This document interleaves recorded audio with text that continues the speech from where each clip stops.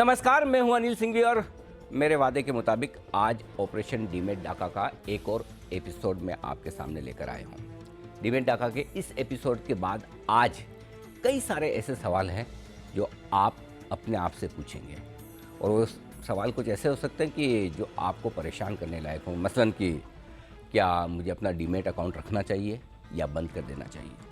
क्या मेरा अगर किसी ब्रोकर के पास ट्रेडिंग अकाउंट है तो उसे चालू रखना सुरक्षित है या फिर उसे भी बंद कर देना चाहिए? आप ये भी सोच सकते हैं कि क्या स्टॉक मार्केट में मुझे पैसा लगाना भी चाहिए या नहीं।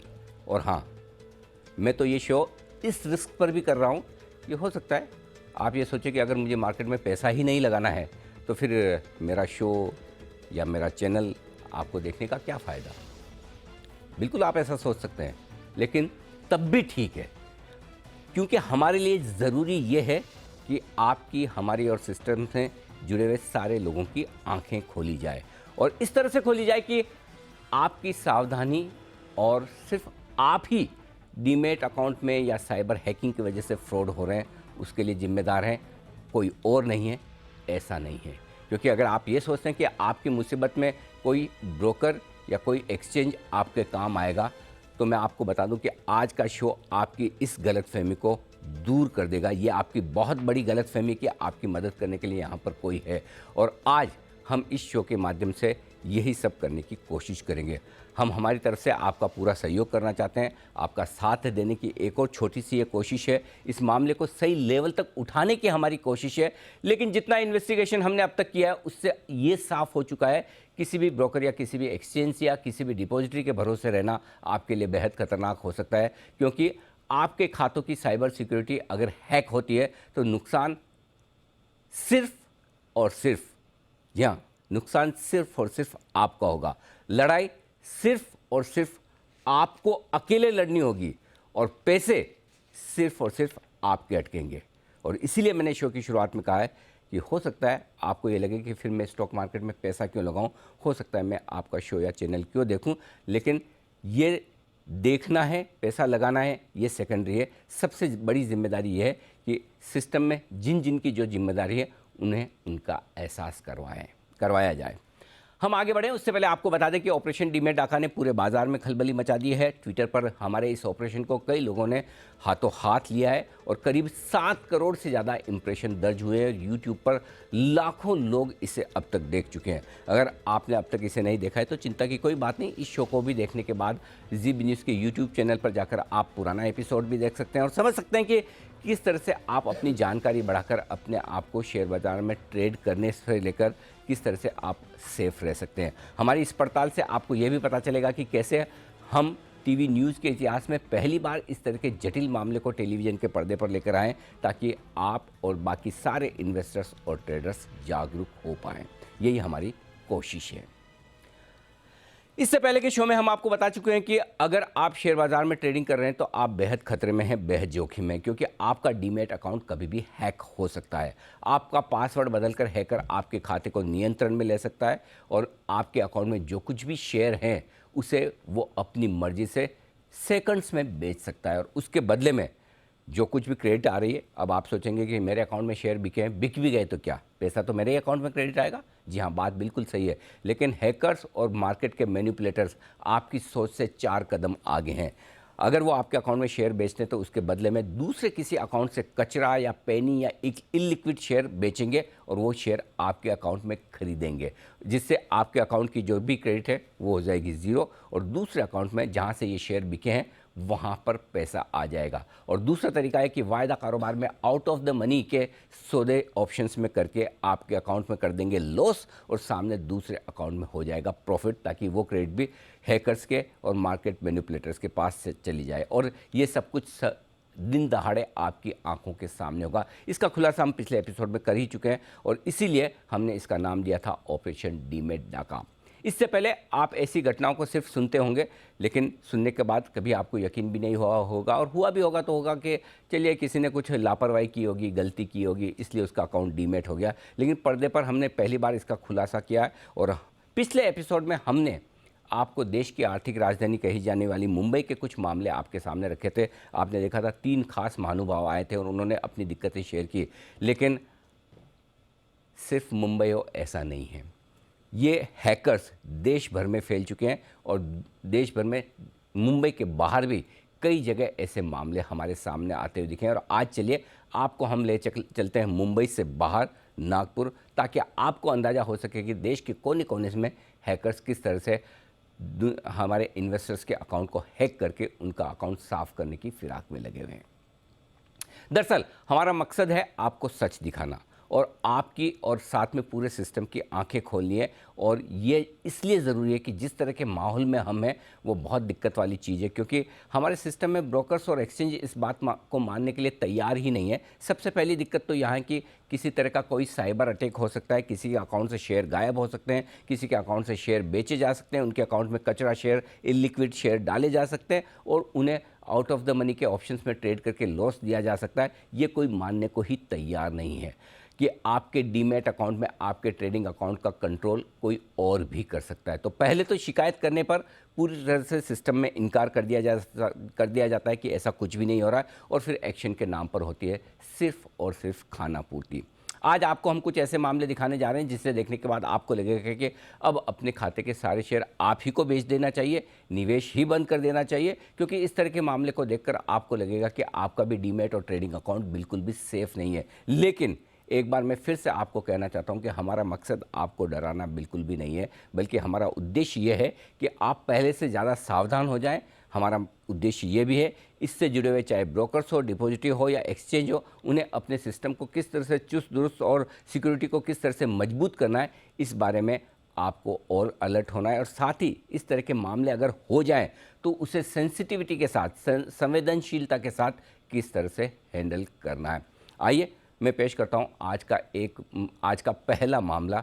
आइए एक रिकॉर्डिंग हम आपको सुनाएंगे और बताएंगे कि किस तरह से पहले मामले में क्या कुछ हुआ है। पहले हल्का सा एक बैकग्राउंड दे दूं।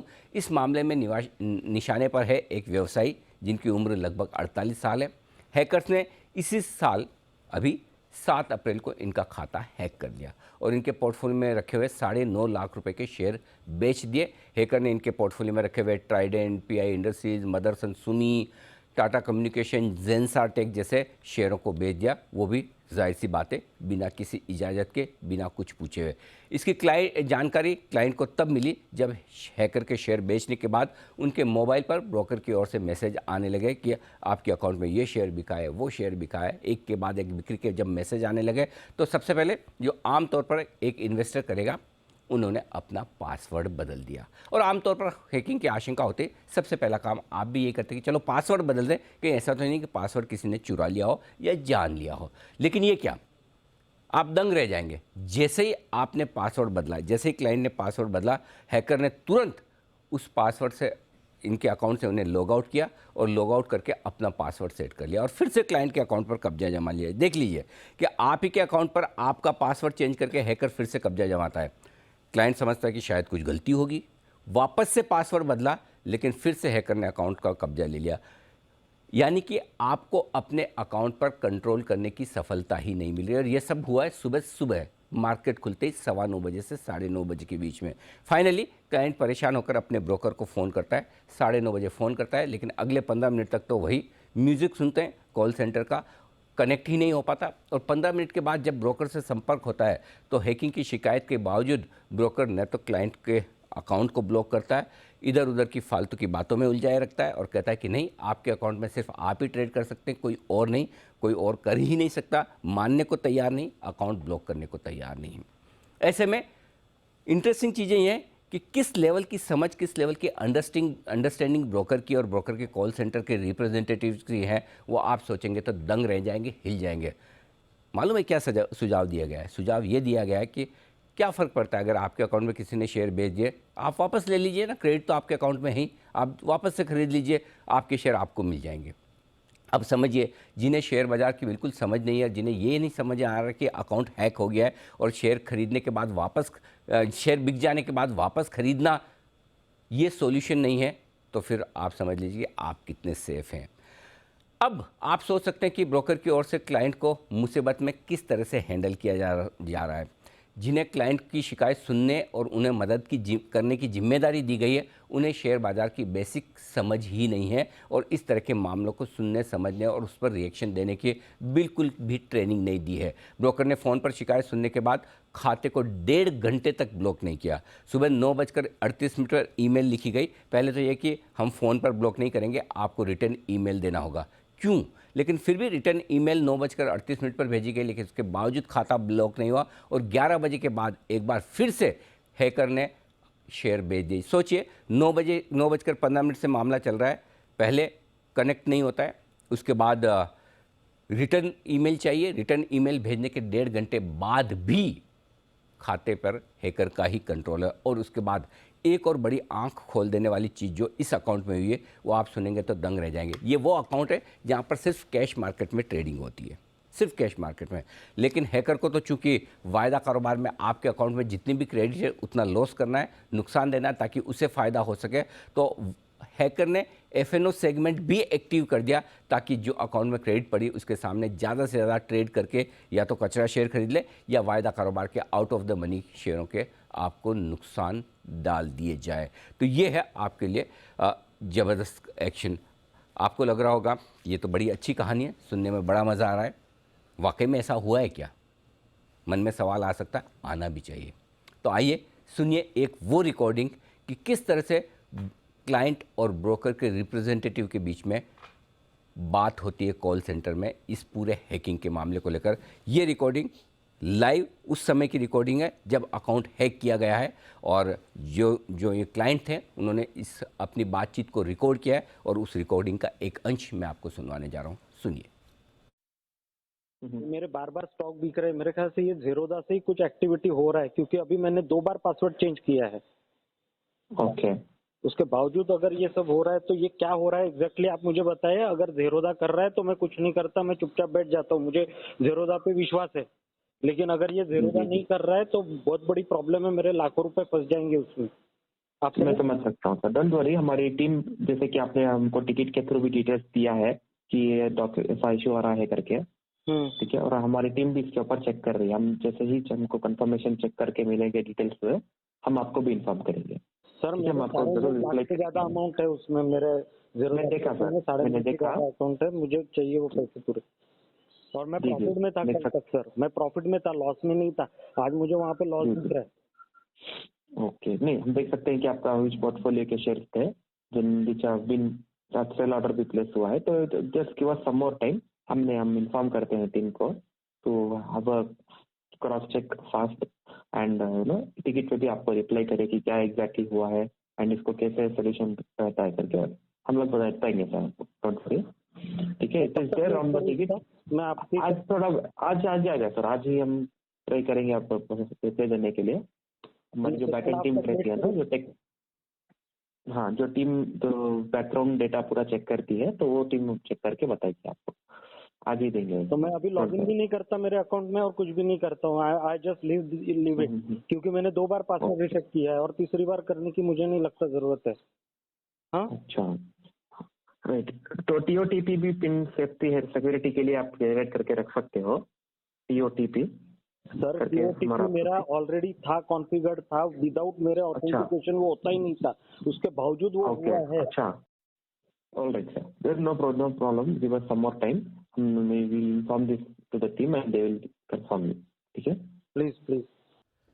तो सुना आपने कि किस तरह से ब्रोकर क्लाइंट की रिक्वेस्ट को सुनने समझने के लिए तैयार नहीं है और अगर तैयार भी है तो उसे खुद समझ नहीं आ रहा कि क्या कुछ हो रहा है। टीओटीपी यानी कि ये एक ऐसा शब्द है और एक ऐसा टूल है जिसे ब्रोकर मानता है कि ये तो ब्रह्मास्त्र है, इसे तो कहीं कोई हैक ही नहीं कर सकता। अब मज़े की बात देखिए, हैकर्स के सामने टीओटीपी भी फेल हो गया है। यही नहीं कि टीओटीपी होने के बावजूद और उसकी मांग करने के बावजूद खाता हैक होने की घटना को ब्रोकर का रिप्रेजेंटेटिव बहुत ही हल्के में ले रहा है, इसे एक सामान्य घटना के तौर पर मान रहा है। कम से कम ये जो बातचीत हमने सुनी उससे तो यही समझ में आ रहा है। तो क्या आप ये इस बातचीत से समझ सकते हैं कि टीओटीपी के बावजूद खाता हैक हो रहा है? ब्रोकर मान रहा है कि खाते से शेयर बेचे गए हैं, ब्रोकर ये भी मान रहा है कि शेयर बेचे जाने से क्लाइंट को नुकसान हो रहा है, लेकिन उसके बावजूद हैक किए हुए अकाउंट को ब्लॉक करने के लिए तैयार नहीं है और जांच के लिए और समय मांग रहा है। अब हमारे सामने यही मुद्दा है सबसे बड़ा कि टेक्नोलॉजी है, बिल्कुल है, खाता हैक हो सकता है, किसी का भी हो सकता है। ऐसे में क्यों पहली सूचना पर ही, फ़ोन पर ही जब क्लाइंट कह रहा है कि मेरे अकाउंट के हैक होने के चांसेस हैं, इस अकाउंट को ब्लॉक नहीं किया जाता है? क्यों इधर उधर की सवाल जवाब बातें की जा रही है और जानकारी लेने देने का सिस्टम बनाया जा रहा है? शिकायत के बाद होने के बाद जो फैसले हो रहे हैं, चलिए शिकायत करने के पहले हैक हो गया, उसमें तो चलिए किसी का कंट्रोल नहीं, लेकिन शिकायत होने के बाद 1.5 घंटे तक क्लाइंट का अकाउंट ब्लॉक नहीं किया जा रहा है, इसके लिए कौन जिम्मेदार है? ये एक बड़ी चिंता है। तो आप देख सकते हैं कि ये अभी भी एक्शन होने में बड़ा लंबा वक्त लग रहा है। इस रिकॉर्डिंग सुनने के बाद एक बात तो ये साबित हो चुकी है, पासवर्ड और टीओटीपी हैकर के लिए कोई मायने नहीं रखता और वो इसे बिल्कुल चुटकी की तरह बजाकर तोड़ सकते हैं और क्लाइंट के खाते पर कंट्रोल ले सकते हैं और आप बार बार पासवर्ड बदल कर भी हैकिंग को रोक नहीं सकते। यानी कि इसका मतलब क्लियर है, साइबर सिक्योरिटी के लिहाज से सिस्टम को अभी और मजबूत करने की ज़रूरत है। संभव है कि ऑनलाइन प्लेटफॉर्म में कमजोरी हो सकती है, संभव है कि क्लाइंट का अकाउंट बहुत ज़्यादा सेफ और सुरक्षित ना हो पासवर्ड के लिहाज से, लेकिन ये भी हो सकता है कि क्लाइंट का डेटा लीक किया जा रहा हो और कुछ ये भी हो सकता है कि ऐसा कुछ मामले हो रहे हो जहाँ पर कहीं न कहीं डेटा लीकिंग का भी मामला बनता हुआ दिख रहा है। और ऐसे में ब्रोकर की तरफ से इस तरह के मामलों को हैंडल करने के लिए तौर तरीके भी आपको देखने की ज़रूरत है। ये बहुत ज़रूरत हो ये आपको देखना बहुत ज़रूरी है। तो आइए एक बार फिर से देख लीजिए कि किस तरह से ब्रोकर की तरफ से जिस तरह का वार्तालाप क्लाइंट के साथ हो रहा है, उससे आपको काफ़ी कुछ और सुनने समझने में पता चलेगा कि किस तरह से इस मामले की गंभीरता को ब्रोकर्स ले रहे हैं। नहीं तो वो मेल तो सबसे पहले मैंने दिया था आपको।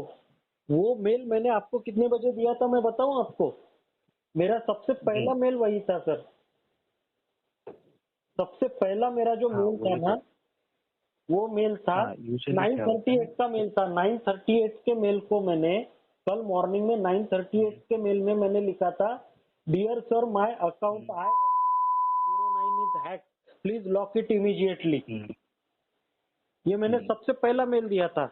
लेकिन तब अगर आप एक्शन लेते तो शायद दूसरी बार जो सेलिंग हुआ वो नहीं हुआ रहता और मेरे इसमें जो भी फ्रॉड हुआ है वो नहीं हुआ रहता फिर।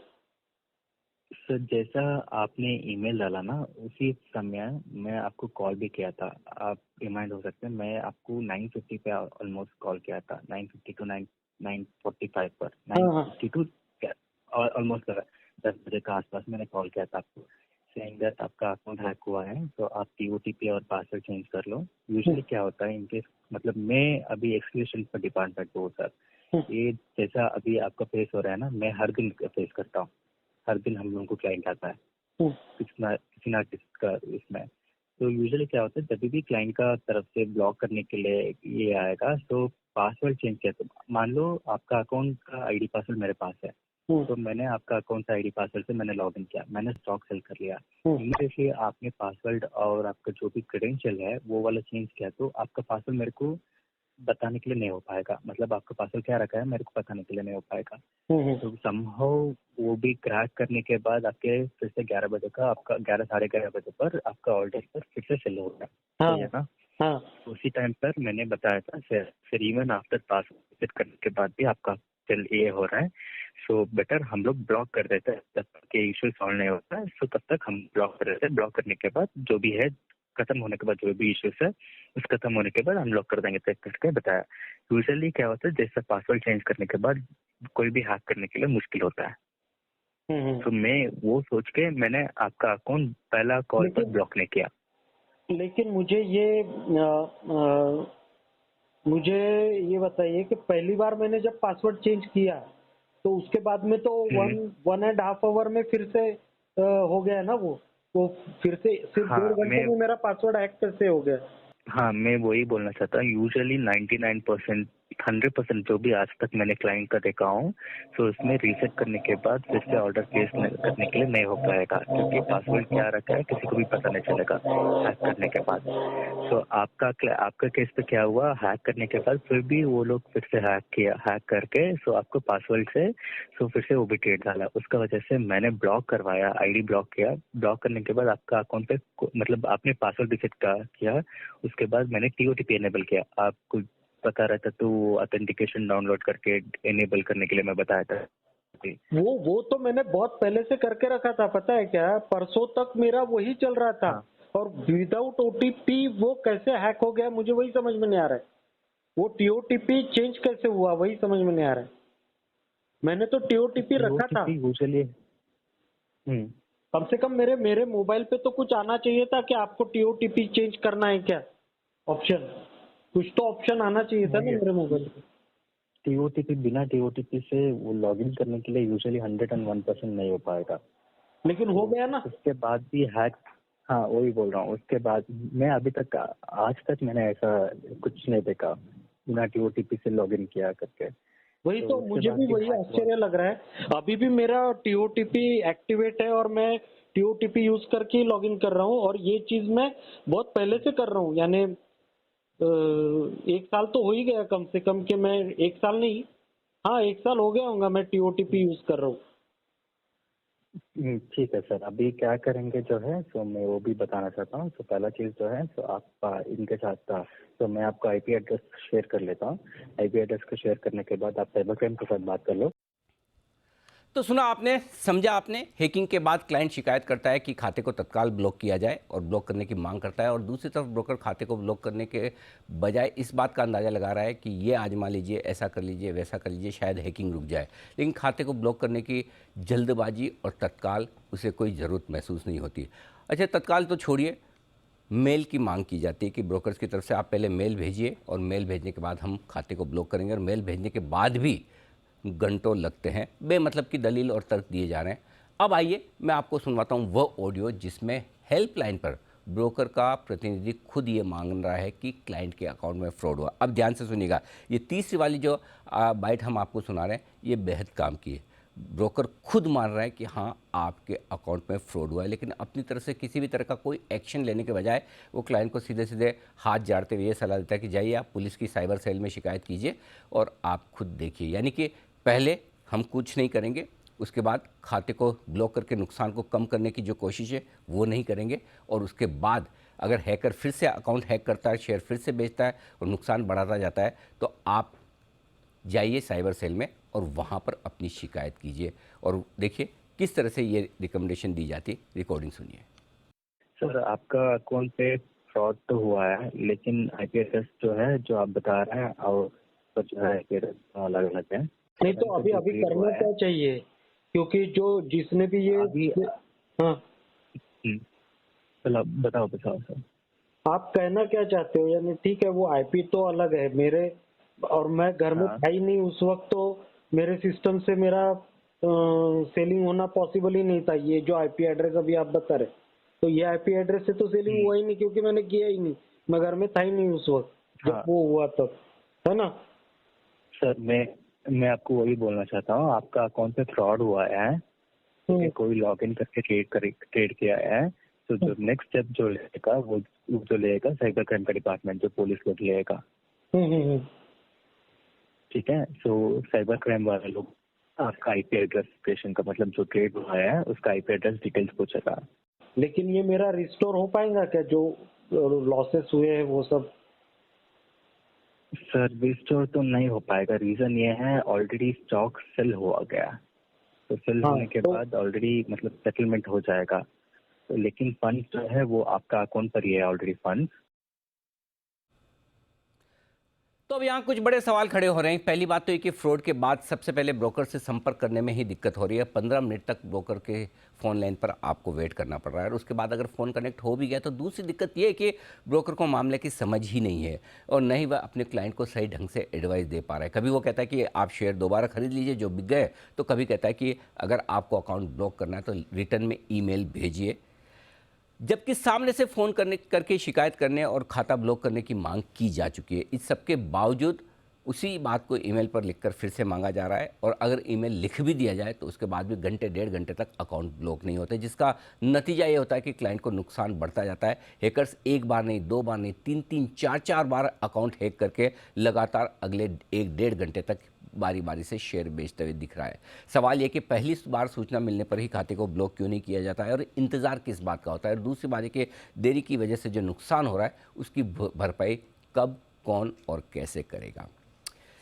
ये था पहला मामला। अब तक आपको मैंने डीमैट खाता हैकिंग के बाद ब्रोकर की ओर से किस तरह का रेस्पॉन्स मिल रहा है और ब्रोकर्स के सिस्टम किस तरह से तैयार हैं ये मैंने बताया है। लेकिन आपने देखा कि फ्रॉड होने पर किस तरह से हर हाल में जिम्मेदारी आप ही की मानी जाती है और नुकसान भी आप ही को उठाना पड़ता है। लेकिन आप सोच रहे होंगे कि जिस प्लेटफॉर्म पर ये ट्रेड हुए हैं यानी कि एक्सचेंजेस, क्या एक्सचेंजेस की तरफ से कोई उनकी जिम्मेदारी है? क्या एक्सचेंजेस आपको इस तरह के मामलों में किसी तरह की कोई हेल्प कर सकते हैं? तो अब पेश है दूसरा मामला, जिसे देखने के बाद क्लाइंट के साथ साथ फ्रॉड होने पर एक्सचेंजेस भी आपकी क्या कुछ मदद करेंगे या नहीं करेंगे, इसका अंदाज़ा आप लगा सकते हैं। आइए दूसरा केस है एक और ऐसे ही टेक्नोक्रेट का, जो अपनी गाढ़ी कमाई में से कुछ पैसे बचाकर बाजार में निवेश करते हैं। आईटी प्रोफेशनल है, इनकी उम्र 49 साल है और लगभग 13 मई को इनका खाता भी हैक हुआ है। इनके खाते में से 17.5 लाख रुपए के शेयर्स भेज दिए गए। और हैकर्स का मॉडस ऑपरेंडी क्या है, इसका खुलासा हम पहले भी आपको विस्तार से कर चुके हैं और बता चुके हैं कि हैकिंग के बाद क्या कुछ हुआ है। हमारी पड़ताल में ये पता चला कि हैकर्स ने एक बार में नहीं बल्कि कई किश्तों में इनके पोर्टफोलियो में शेयर बेचे हैं। शुरू में तो इन्हें पता ही नहीं चला कि इनका खाता हैक हो चुका है और हैकर इनके खाते में कांड पर कांड किए जा रहा है। दूसरी बार जब एडिशनल मार्जिन को लेकर इनके पास ब्रोकर का कॉल आया तो इन्हें पता चला कि खाते में कुछ न कुछ गड़बड़ है। इनके खाते में तब तक करीबन 5 लाख रुपए के ब्रिटानिया, बॉश, टाटा एलेक्सी जैसे मुनाफे वाले दमदार और ब्लू चिप शेयर बेचे जा चुके थे। और दूसरी बार खाता हैक हुआ उसी दिन तो बाटा, डिवीज़ और इमामी जैसे शेयर बिक गए। तीसरी बार में बंधन बैंक और डॉक्टर रेड्डीज जैसे शेयर बेचे गए और इस तरह से मुनाफे वाले इनके पोर्टफोलियो को हैकर ने लूट लिया। इन्हें हैकिंग के बारे में जब पता चला तब पता चला जब इनके शेयर बिकने के नोटिफिकेशन इनके मोबाइल फ़ोन पर आने शुरू हुए। यही नहीं, इस बार हैकर्स ने एक और इंटरेस्टिंग काम किया। अब तक हैकर्स खाली आपके कैश मार्केट के स्टॉक्स बेचकर वहाँ आपके अकाउंट में क्रेडिट ले आते थे, लेकिन इस बार इन्होंने वायदा कारोबार में भी इनकी 1 लाख रुपए की निफ्टी और बैंक निफ्टी की कॉल पोजीशन को ख़त्म कर दिया और ताकि वहाँ की भी क्रेडिट ले ली जाए।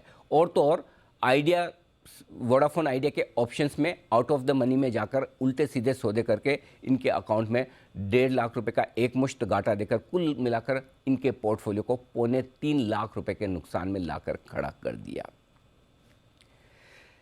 लेकिन अगर आप सोच रहे हैं कि इनकी बदकिस्मती यहीं खत्म हो गई क्योंकि अकाउंट बिक में से शेयर बिक गए, लॉस आ गया, तो आप गलत हैं। अभी भी आपका सामना सड़े गले सिस्टम से होना बाकी है। आमतौर पर हैकिंग की जानकारी लगते ही आप क्या करते हैं? जाहिर सी बात है आप ये शिकायत अपने ब्रोकर से करेंगे और ब्रोकर को, इन्होंने भी अपने ब्रोकर को फ़ोन लगाया।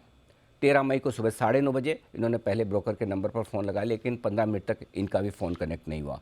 उसके बाद आप समझ सकते हैं कि उस समय इनकी हालत क्या रही होगी। एक और डीमैट अकाउंट में सेंध लग चुकी थी, हैकर शेयर पर शेयर बेचे जा रहा था, ये कुछ नहीं कर पा रहे हैं और ब्रोकर को फ़ोन लगा रहे हैं तो वो कनेक्ट नहीं हो पा रहा। फाइनली 9:45 बजे के आसपास ब्रोकर का फ़ोन कनेक्ट हुआ। इन्होंने अपनी आपबीती ब्रोकर के प्रतिनिधि को बताई, लेकिन 22 मिनट तक दोनों के बीच में बातचीत चलती रही और उसका मतलब कुछ निकला नहीं, क्योंकि ब्रोकर का प्रतिनिधि ये मानने को तैयार ही नहीं है कि डीमैट और ट्रेडिंग अकाउंट हैक भी हो सकता है। क्लाइंट लगातार खाता ब्लॉक करने की गुहार लगाता रहा, ब्रोकर करने से मना करता रहा और बार बार TOTP के इस्तेमाल की एडवाइस देता रहा। बड़ी बात है कि बातचीत के दौरान भी जब इनके फ़ोन पर बातचीत चल रही थी तब भी क्लाइंट के अकाउंट से हैकर सौदे करता रहा, शेयर बेचता रहा। इससे आप समझ सकते हैं कि इससे बड़ा मजाक क्या हो सकता है। आमतौर पर ब्रोकर जब अपनी गलती नहीं मानता तो क्लाइंट के पास एक ही ऑप्शन होता है कि वह अपनी शिकायत एक्सचेंजेस में करे। एक्सचेंजेस ऐसे मामलों के निपटारे के लिए एक कमेटी बनाते हैं जिसका नाम होता है GRC, ग्रीवेंस रिड्रेसल कमेटी। जी हाँ, इस कमेटी में एक क्लाइंट होता है जिसके साथ गलत हुआ है, दूसरा ब्रोकर होता है जिसके प्लेटफॉर्म पर ट्रेड हुआ है और तीसरा एक्सचेंज का एक प्रतिनिधि होता है। एक्सचेंज का अधिकारी इन दोनों की बात सुनता है, ब्रोकर की भी सुनता है और क्लाइंट की भी सुनता है और उसके बाद इस मामले का फैसला लेता है। तो नेक्स्ट स्टेप जो है, जाहिर सी बात है, ब्रोकर तो कभी अपनी गलती मानेगा नहीं, कहेगा नहीं कि हाँ हमारे यहाँ सिस्टम हैक हुआ है या कहीं भी हुआ है तो हमारी गलती है। ऐसे में क्लाइंट के पास ऑप्शन यही है कि वो एक्सचेंज पर GRC में जाए।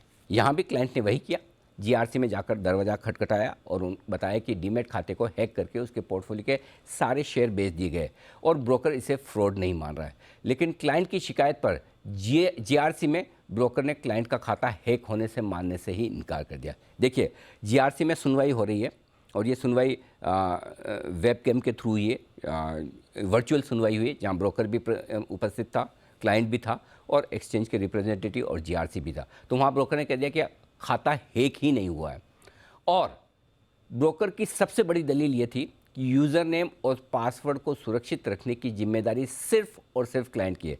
ये कान खोल के सुनिएगा, आपके यूज़र नेम और पासवर्ड को जिम्मेदारी को सुरक्षित रखने की जिम्मेदारी सिर्फ आपकी है। और उनका दावा यह कि टीओटीपी के इस्तेमाल के बाद कोई दूसरा आदमी आपके खाते में ट्रेड कर ही नहीं सकता। ब्रोकर ने किल स्विच का इस्तेमाल न करने पर उल्टे क्लाइंट को ही कटघरे में खड़ा कर दिया।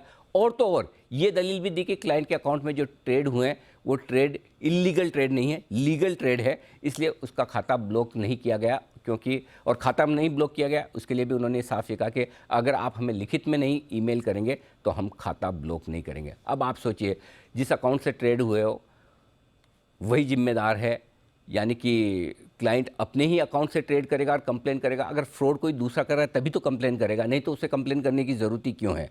और जिस अकाउंट से उसे ट्रेड करना है, जिसे ब्रोकर ने ऑथोराइज़ किया है, अगर वही अकाउंट फ्रॉड का शिकार हो जाए तो भला उसकी शिकायत कब और कैसे की जाएगी। एक तो शिकायत करने के बाद 22 मिनट तक आप फ़ोन पर उलझाए रखें, दूसरी बात फ्रॉड की शिकायत करने पर अकाउंट ब्लॉक ना करें, और उसके बाद जीआरसी में अब हर एक गलती, गुनाह या फ्रॉड के लिए क्लाइंट को ही जिम्मेदार ठहराएं, तो फिर आप समझ सकते हैं आपकी सुनवाई करने वाला कौन है।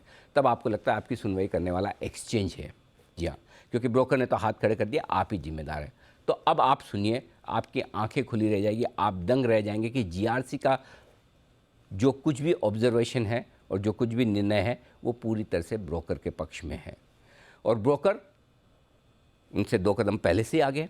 क्लाइंट यहाँ आकर न्याय की उम्मीद लेकर आया था, सोचा था कि एक्सचेंज उनकी बात सुनेगा, लेकिन जीआरसी से उसे न्याय मिलेगा। इसके विपरीत अगर आप जीआरसी के फैसले को सुनेंगे तो अपना सर पीट लेंगे, क्योंकि जीआरसी ने इस बात को माना। सुनिएगा ध्यान से, अब जो ये है, ये एक्सचेंज का रोल आपको बता रहा है, जहाँ पर जाकर आप अपनी अपील लेकर जाते हैं, सोचते हैं कि एक हायर अथॉरिटी आपकी बात को सुनेगी। जीआरसी ये मान रही कि 13 मई को सुबह 9:15 बजे से 11 बजे के बीच में क्लाइंट के अकाउंट में फर्जी ट्रेड हुए। जी हाँ, उन्होंने एक्सेप्ट किया, और वो हमारे पास पेपर भी है, जो जीआरसी की तरफ से जो हियरिंग हुई है वो पेपर्स भी हमारे सामने है। और उन्होंने ये भी माना है कि क्लाइंट के अकाउंट में से सारे शेयर्स बेच दिए गए। देखिए, ये जो साथ में आपके ट्रांसक्रिप्ट चल रही है वो जीआरसी की मीटिंग के मिनट्स हैं।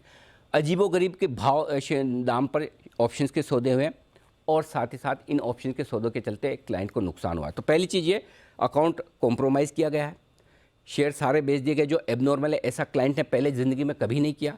एक साथ सारे शेयर बेच देना और उसके सामने लॉस आ जाना, ये सारी चीज़ें जीआरसी मान रही है कि एबनॉर्मल है। लेकिन पुलिस इस मामले की जांच कर रही है, और ऐसे में जीआरसी किसी भी तरह के क्लेम को नहीं मानती।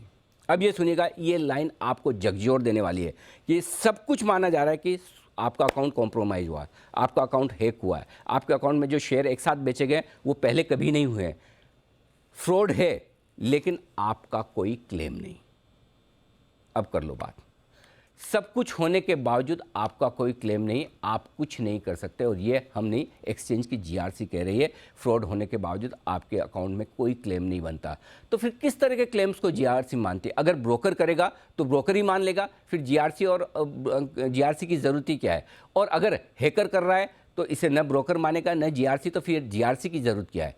तो ये सोचिए कि जीआरसी बनी किस लिए है। जीआरसी अगर सिर्फ आपके बिहाफ पे, जीआरसी न तो आपके बिहाफ पे कोर्ट पे केस लड़ेगी, जीआरसी न आपके बिहाफ पे साइबर सेल में जाएगी, जीआरसी न आपके अकाउंट में जो नुकसान हुआ है या जो अकाउंट में शेयर बिके हैं उनके पैसे आपको जल्दी दिलवाने में मदद करेगी, जीआरसी न आपको इन्वेस्टर प्रोटेक्शन फंड में कोई पैसा देगी। तो फिर जीआरसी का रोल क्या है? क्या ये सिर्फ दिखाने के लिए एक जीआरसी बना रखी है एक्सचेंज ने कि ताकि ये लगे कि हाँ, इन्वेस्टर की सुनवाई करने के लिए हम बैठे हैं, लेकिन एक्चुअली आपको कुछ करना नहीं है? जब इससे क्लाइंट को न्याय ही नहीं मिल पा रहा है तो फिर रास्ता कैसे निकलेगा, और फिर जीआरसी के होने का औचित्य क्या है? इस तरह की व्यवस्था का कोई मतलब है क्या? ये मानना समझना बहुत ज़रूरी है। जीआरसी का कहना मान भी लिया जाए कि चलिए ब्रोकर ने कोई गलत नहीं किया, तो फिर क्लाइंट को जीआरसी में जाने का फ़ायदा क्या हुआ है? और अगर सारा काम साइबर सेल पुलिस को ही करना है तो फिर जीआरसी की भी ज़रूरत भी क्या है? ये बात बहुत गौर से एक्सचेंजेस को सोचने की ज़रूरत है कि वो किसके लिए काम कर रहे हैं, और उसके काम करने के कायदे कानून और तरीक़ों से किसको फ़ायदा हो भी रहा है या नहीं। एक्सचेंज के प्लेटफॉर्म पर निवेशक सबसे बड़ा स्टेक होल्डर होता है, लेकिन जब बात उसके इंटरेस्ट की आती है, इन्वेस्टर्स के इंटरेस्ट की आती है, तो इस तरह की व्यवस्था दिखावटी और सजावटी ही नज़र आती है, काम की नहीं। निवेशकों के हितों को गिनाने के लिए तो एक्सचेंजेस और जीआरसी बड़े ज़ोर शोर से नाम लेते हैं, लेकिन वास्तविकता में निवेशकों का इससे कुछ भला हो नहीं रहा। और इस तरह के मामलों में इन्वेस्टर प्रोटेक्शन फंड से किसी तरह की राहत नहीं मिल पाना भी एक बड़ा सेटबैक है। आइए, ये हमने आपको 2 मामले दिखाए। अब अगर आपको लगे कि ये मामले हमने पिक एंड चूज़ किए हैं, तो मैं आज आपको 2 ऐसे लोगों से मिलवाने जा रहा हूं जो मेरे स्टूडियो में हैं, जो आपको अपनी आप बीती बताएंगे। एक हमारे साथ नागपुर से आशीष जी हैं, जिनका पहला मामला मैंने आपको बताया, और दूसरे हमारे साथ एक IT प्रोफेशनल है जो अपना नाम नहीं बताना चाहते हैं, लेकिन दूसरा मामला जो GRC में वो गए थे। तो पहले आशीष जी, जो आपके साथ हुआ वो बताइए कि जब आपको पता चला कि आपका अकाउंट हैक हुआ है और आपके अकाउंट में लगातार हैकर शेयर बेचे जा रहा है, तो आपने ब्रोकर से किस तरह की मदद मांगी और उस मदद के बदले में आपको क्या मिला? सर, जब सवेरे मैं ऑफिस में पहुंचा और मुझे नोटिफिकेशंस आने लगे कि मेरे शेयर्स बेचे जा रहे हैं, तब मैंने उनको फ़ोन करने की कोशिश की, तो फ़ोन लगने में काफ़ी दिक्कत जा रही थी। इसलिए सबसे पहले मैंने उनको ईमेल भेजा और उनको अकाउंट हैक हुआ है और ब्लॉक करने का मैंने उनको बताया। लेकिन वहाँ उसमें जब दिक्कत आ रही थी, मैंने पासवर्ड चेंज करने की भी कोशिश की, लेकिन पासवर्ड चेंज करने के लिए भी बहुत टाइम लग रहा था। आखिर जब बात हुई मेरी कस्टमर केयर से, तो वो मुझे ब्लेम करने लगे कि नहीं, जो कुछ हो रहा है सब आप कर रहे हैं। तो मुझे भी उन पे शक हुआ। मैंने उनको बोला कि अगर मैं सब कुछ करते रहता तो मैं आपको कॉल ही नहीं करता। सही बात है, आपको कंप्लेन करने की जरूरत मैं आपको कंप्लेंट ही नहीं करता था जी। तो फिर मैं उनको ब्लेम करने लगा कि अगर मैं नहीं कर रहा हूँ और आप मुझे बोल रहे हो कि मैं ही कर रहा हूँ, इसका मतलब शायद आपकी तरफ से कुछ हो रहा हो। तो काफ़ी देर तक मैंने उनको रिक्वेस्ट की कि पहले आप मेरा अकाउंट ब्लॉक कर दीजिए। लेकिन उन्होंने अकाउंट ब्लॉक नहीं किया। तो मैंने उनको मुझे फिर शक हुआ कि शायद मैंने पावर ऑफ अटर्नी दिया था, कहीं उसका मिसयूज तो नहीं हो रहा है। तो मैंने वो कस्टमर केयर से जो भी बात कर रहे थे उनको बोला कि आप अपने सीनियर से बात कीजिए और उनसे कुछ राय लीजिए, क्योंकि ये जो कुछ हो रहा है ये सब गलत हो रहा है। तो बाय द टाइम वो एक फ़ोन कट हो गया, फिर मैंने पासवर्ड चेंज करने की कोशिश की और पासवर्ड चेंज हो गया। लेकिन 11 बजे के आसपास फिर से सेलिंग शो होना शुरू हो गया।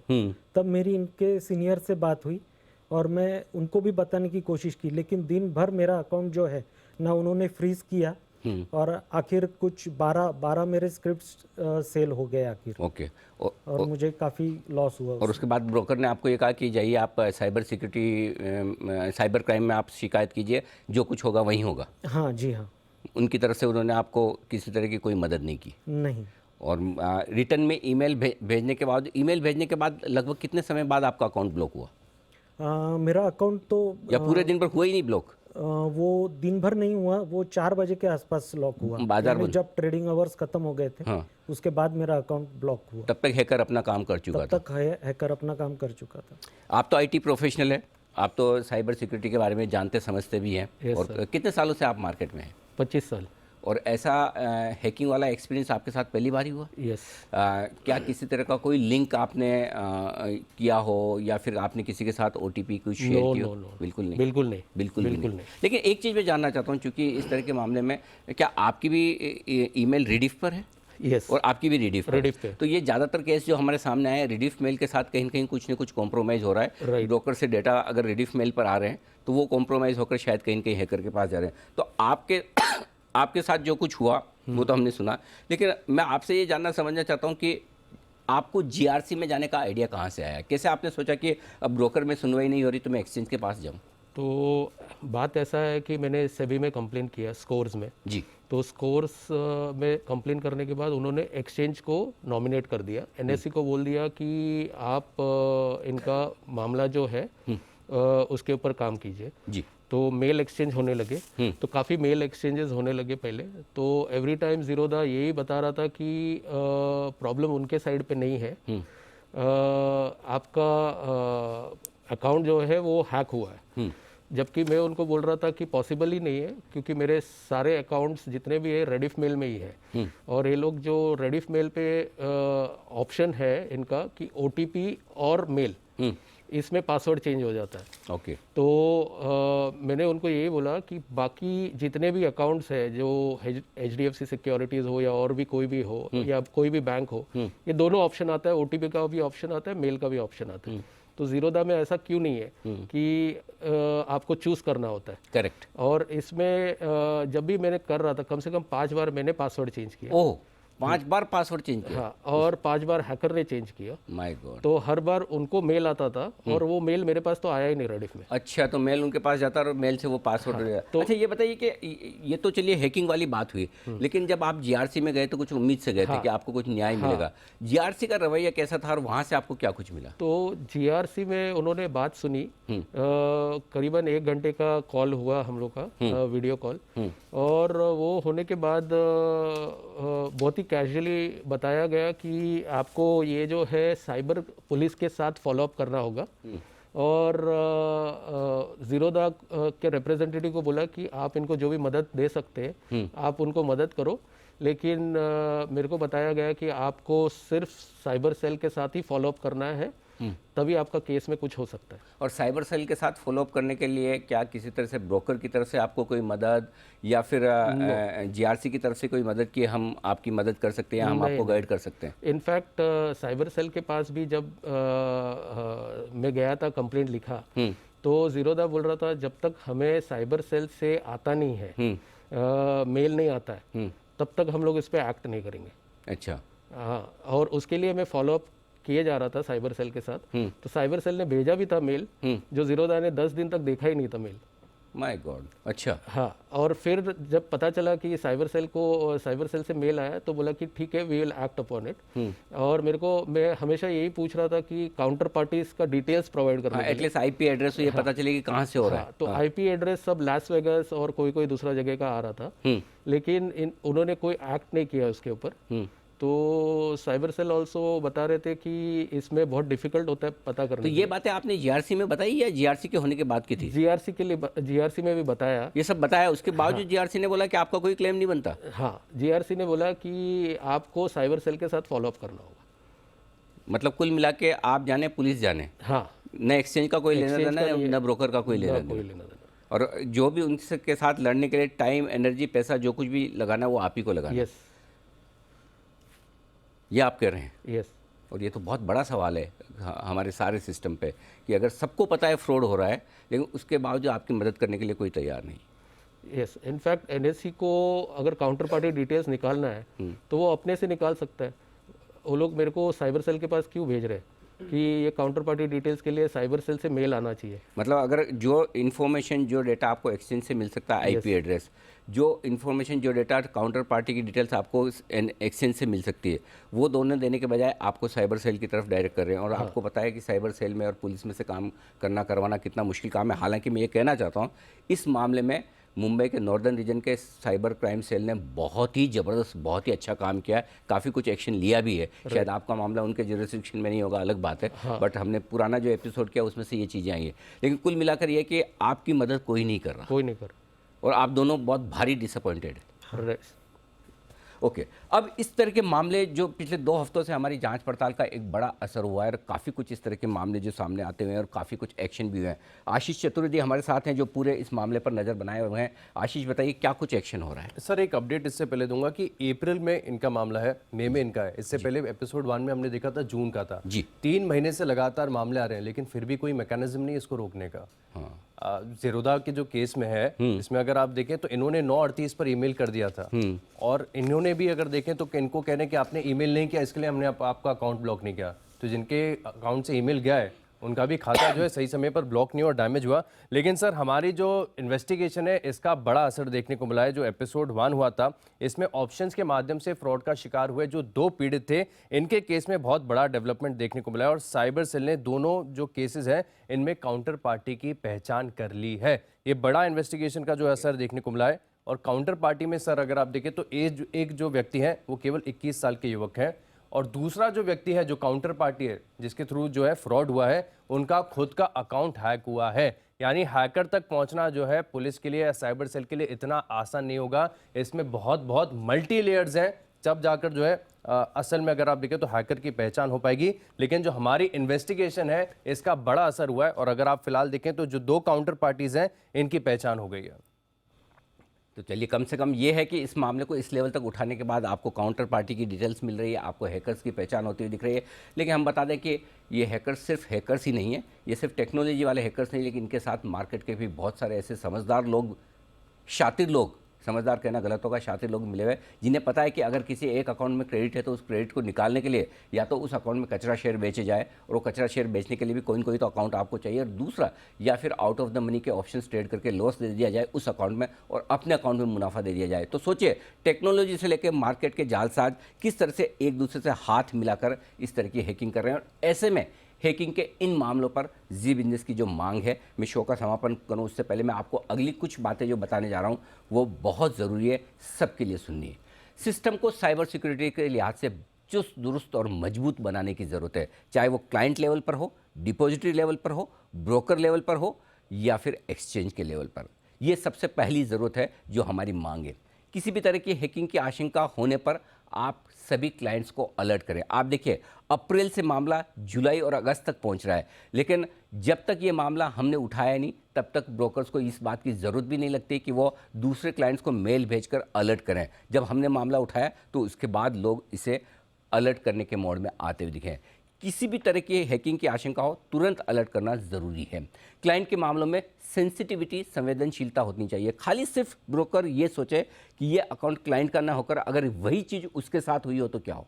अगर आपके अकाउंट से इसी तरह से शेयर बिक रहे हो, अगर जीआरसी में जो रिप्रेजेंटेटिव है वो ये सोचें कि उनके साथ ये हुआ हो और उसके बाद उनको जो ये डिसीजन दिए जाए, तो फिर आपका सोचने का तरीका बदल जाएगा। आप उस आदमी को बेवकूफ़ ना समझे, आप उस आदमी को गुनहगार ना समझे जिसके साथ फ्रॉड हुआ है। फ्रॉड किसी भी समझदार आदमी के साथ हो सकता है। ये तो मैं बता चुका हूँ, कम से कम 3-4 केस ऐसे हैं जो आईटी प्रोफेशनल है, जो इन सब चीज़ों को जानते समझते हैं। तो ऐसे में कम से कम थोड़ी सेंसिटिविटी दिखाएं। जिस आदमी का लॉस हो रहा है, जिसके साथ फ्रॉड हुआ है, उसकी बात को ध्यान से सुने, समझे, उन्हें चोर या फ्रॉड ना समझे। उनके साथ गलत हो रहा है, वो गलत नहीं कर रहे हैं अगर उनका अकाउंट कॉम्प्रोमाइज़ हो रहा है तो।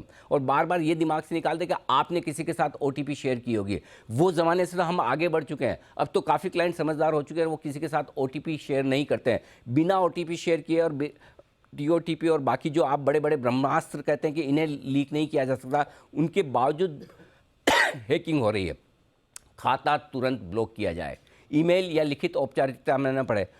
कभी क्रेडिट कार्ड पे या बैंक अकाउंट में फ्रॉड होता है, कौन सा बैंक कहता है कि आप हमें ईमेल लिख के भेजिए? तुरंत सबसे पहले, और ब्लॉक करने के लिए अलग से नंबर होता है कि टू ब्लॉक प्रेस 1 या जो भी है, तो आप तुरंत ब्लॉकिंग में जाते हैं और वहाँ पर आपके लिए कोई वेटिंग लिस्ट नहीं है। लेकिन यहाँ पर 15-20 मिनट तक आप क्लाइंट को वेट करवाते हैं।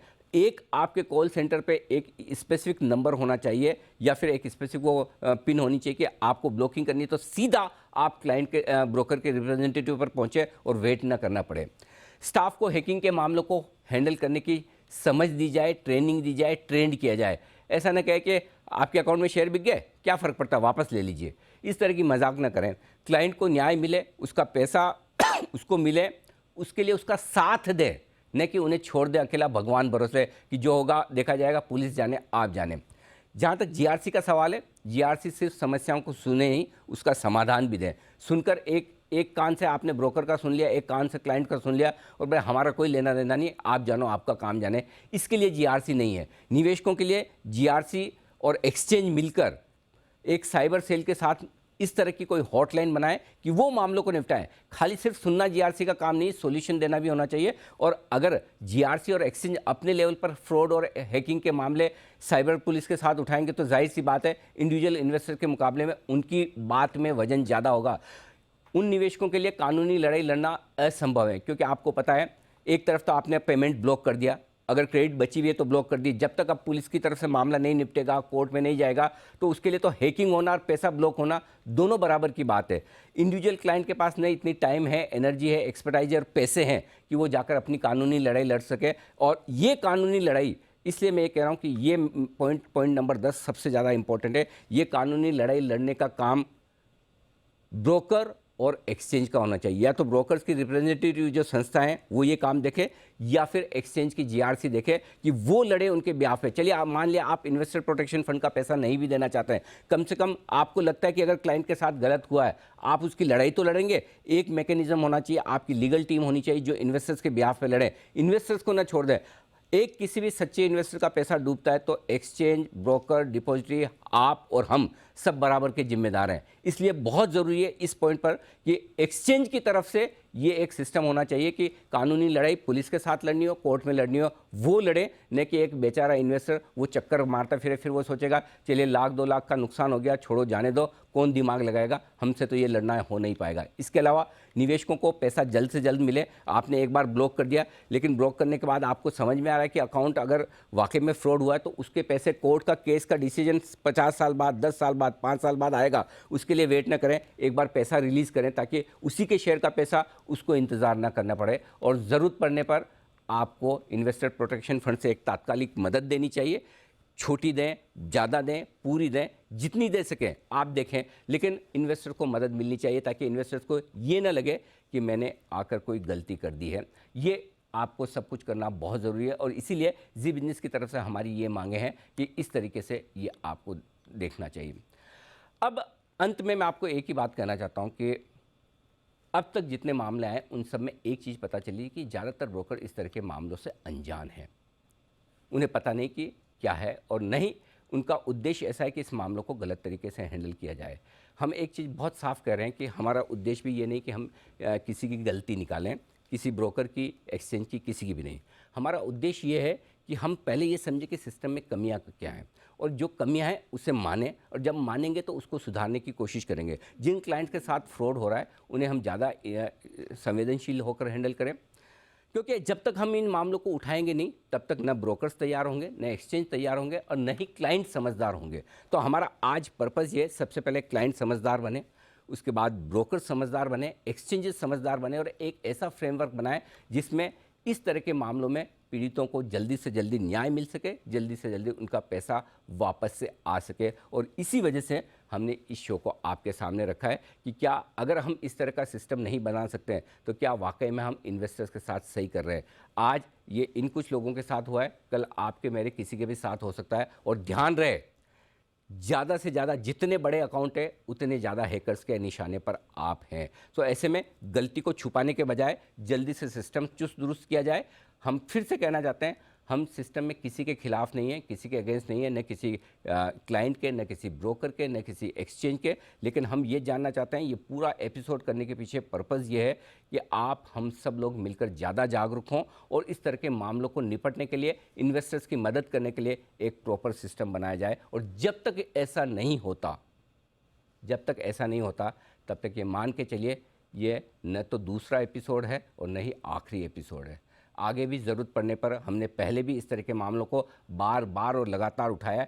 जब तक सिस्टम चुस्त दुरुस्त नहीं होंगे, मुझे पता है कई सारे ब्रोकर्स के लिए ऑडिट्स बढ़ जाएंगे, साइबर सिक्योरिटी की कॉस्ट बढ़ जाएगी, उनके लिए खर्चे बढ़ जाएंगे, लेकिन ये ज़रूरी है। अगर ज़रूरी है तो हमें करना पड़ेगा, चाहे वो हमारे लेवल पर हो, चाहे एक्सचेंजेस और ब्रोकर्स के लेवल पर। तो हम जब तक इन मामलों पर पूरी तरह से रोक न लग जाए, हम इन मामलों को आगे भी उठाएंगे। इसलिए ये ना सोचें कि पहला और दूसरा एपिसोड हो गया मतलब ये आखिरी एपिसोड है। हाँ, जिस दिन ये लगेगा सिस्टम हमारे चुस्त दुरुस्त हो गए, हम इन मामलों को लेकर क्लाइंट्स के प्रति सेंसिटिव हो गए, हम उनकी दिल से मदद करना चाहते हैं, जिस दिन ये फीलिंग आएगी, मैं सबसे पहले खुद अपनी तरफ से, हमारे चैनल की तरफ से सारे ब्रोकर्स का, एक्सचेंजेस का, सारी कमिटीज़ का धन्यवाद दूंगा कि उन्होंने सेंसिटिविटी के साथ इन मामलों को समझा है। और जब तक ये नहीं होता तब तक हमारी लड़ाई हैकिंग के खिलाफ, साइबर फ्रॉड्स के खिलाफ जारी रहेगी। और इस पूरी लड़ाई में आप निश्चिंत रहे, कोई आपका साथ दे न दे, जी बिजनेस हमेशा आपके साथ रहेगा। आज इस एपिसोड में हमारा साथ देने के लिए आप सबका बहुत बहुत धन्यवाद। आप दोनों मेहमानों का भी धन्यवाद, आपने इतनी रिस्क लेकर आप आए और आपने पूरी की पूरी बात अपने सामने रखी ताकि लोगों को इस मामले की सीरियसनेस पता चल पाए। बहुत बहुत शुक्रिया आपका भी। इस खास शो में इतना ही, बने रहिए हमारे साथ जी बिजनेस पर। नमस्कार।